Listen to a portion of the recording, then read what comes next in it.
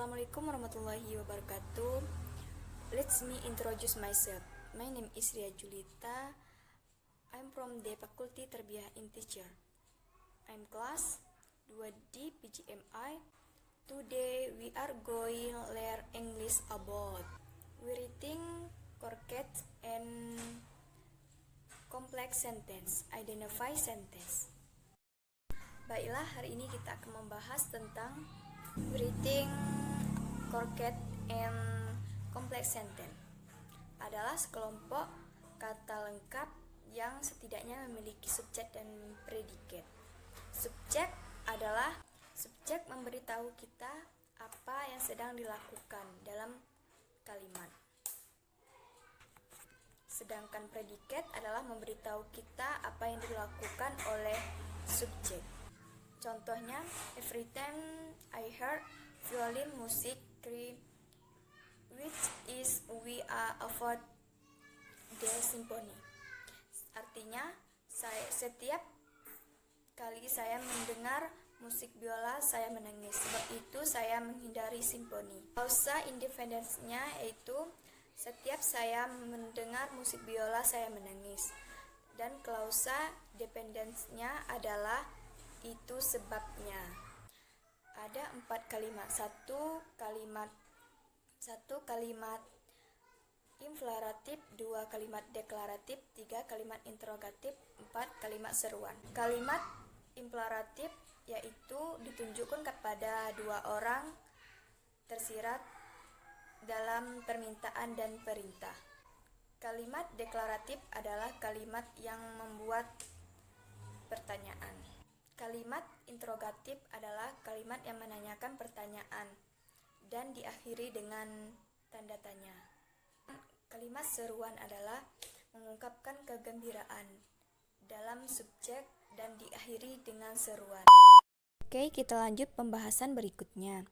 Identify sentence dibagi menjadi 4, yaitu simple sentence struktur sederhana, 2. Compound sentence struktur majemuk, 3. Complex sentence struktur kompleks, 4. Compound complex sentence struktur majemuk dan kompleks. Simple sentence kalimat sederhana yang mempunyai satu pasangan subjek dan verbs. Subjek menerangkan siapa atau apa yang melakukan sesuatu, sedangkan verbs adalah menerangkan aksen atau kondistik. Contohnya, Diana has watched movie many times. Diana adalah subjeknya, has watched adalah verbsnya.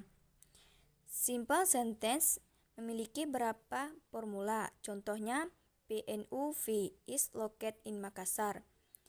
PNUV adalah subjeknya, is adalah verbsnya, satu subjek dan satu verbs.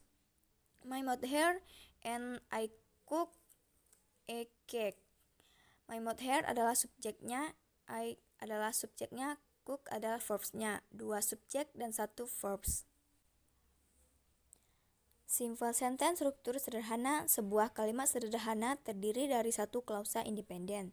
Sebuah klausa independen berisi subjek dan kata kerja dan mengungkapkan pemikiran yang lengkap. Contohnya, I like coffee, saya suka kopi. Mary like tea, Mary suka teh. 2. Compound sentence struktur majemuk. Kalimat majemuk adalah 2 atau lebih klausa independen yang digabungkan dengan konjungsi atau titik koma. Masing-masing klausa tersebut dapat membentuk kalimat tersendiri. Contohnya, I like coffee and Mary like tea. Saya suka kopi dan Mary suka tea. Ada 7 konjungsi koordinatif, yaitu and, both, or, nor, for, yet, so, dan tetapi, atau, karena, namun, jadi. 3. Kompleks sentence struktur kompleks. Kalimat kompleks terdiri dari klausa independen ditambah klausa dependen. Sebuah klausa dependen dimulai dengan konjungsi subordinatif atau kata ganti relatif dan berisi subjek dan kata kerja, tetapi tidak mengungkapkan pemikiran yang lengkap. Contoh, we missed our flight because we were late. Kami ketinggalan pesawat karena kami terlambat.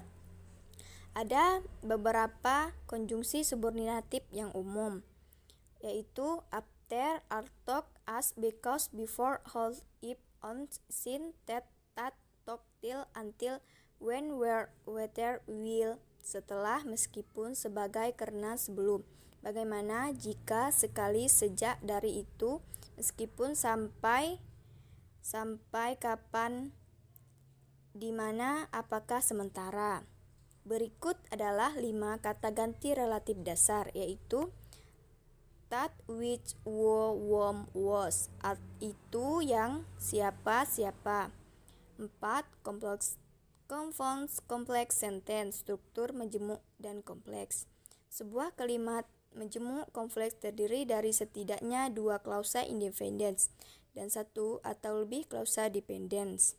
Contohnya, John did come because he was ill so Mary was not happy. John tidak datang karena dia sakit sehingga Mary tidak senang. Pembahasan berikutnya, the fourth sentence function. Ada 4 kalimat. 1 kalimat deklaratif, 2 kalimat interrogatif, 3 kalimat imperatif, 4 kalimat seruan. 1 kalimat deklaratif membuat pernyataan atau pernyataan yang berlawanan dengan perintah. Pernyataan atau seruan adalah jenis kalimat yang paling umum. Subjek muncul sebelum kata kerja dalam kalimat deklaratif yang selalu diakhiri dengan titik. 2 interrogatif mengajukan pernyataan dan diakhiri dengan tanda tanya. Ini membedakan dari jenis kalimat lainnya, deklaratif, imperatif, dan seruan, yang mendahului subjek. 3 kalimat imperatif, yaitu memberikan instruksi, mengungkapkan perintah, atau mengeluarkan permintaan. Subjek biasanya tidak ditampilkan dalam kalimat imperatif, sedangkan kata kerja yang digunakan selalu dalam bentuk dasar, yaitu kata kerja tanpa akhir seperti s, at, atau ing. Berhenti di sini. Tidak berhenti di sini. Subjek tersirat dipahami sebagai kalimat imperatif, bervariasi panjangnya. Mereka bisa sesingkat 1 kata, lihat, tanda seru. Kalimat imperatif diakhiri dengan titik atau tanda seru. 4 kalimat seru. Tidak berbeda dengan kalimat deklaratif yang menyampaikan perasaan yang kuat seperti kegembiraan, kejutan, kemarahan, atau terkejut. Biasanya diakhiri dengan tanda seru. Contoh dari kalimat deklaratif, kalimat interrogatif, kalimat imperatif, kalimat seruan. 1. Contoh kalimat deklaratif yaitu the rain has just stopped. Artinya hujan baru saja berhenti. Contoh kalimat interrogatif yaitu will I come to your house tonight? Artinya akankah aku datang ke rumahmu malam ini? Contoh imperatif yaitu turn on the lamps please. Tolong nyalakan lampunya. Contoh kalimat seru, wow it's a great idea. Artinya wow itu ide bagus. Sekian pembahasan dari saya akhiri dengan wassalamualaikum warahmatullahi wabarakatuh.